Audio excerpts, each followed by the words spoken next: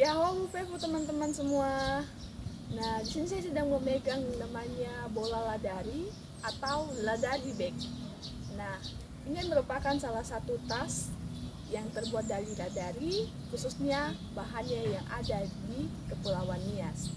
Nah, teman-teman, selain punya manfaat berbagai macam manfaat, salah satu manfaatnya yaitu sangat ramah lingkungan.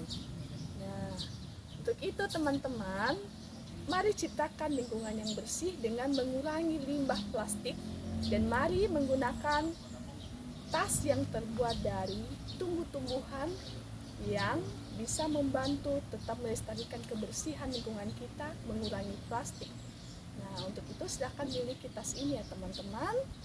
Kita menyediakan pemesanan di mana di berbagai daerah pun, dimanapun teman-teman bisa berada, kita bisa bantu antar ke rumah teman-teman. Untuk itu silahkan miliki. Mari melestarikan budaya dan pusaka alam kita Nias. Ya, Ya, ahomu.